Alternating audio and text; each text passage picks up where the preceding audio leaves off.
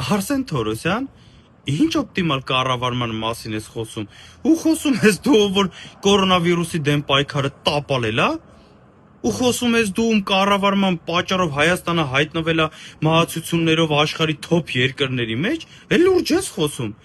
Ո՞վ է խոսում դպրոցները միավորելու մասին։ Ես քեզ ասում եմ, գյուղերում դպրոցներ եք փակում։ Այդ երեխեքը 10 կիլոմետրով լեռնային անանցանելի ճանապարհներով ձմռանը ո՞նց են գնալու դասի։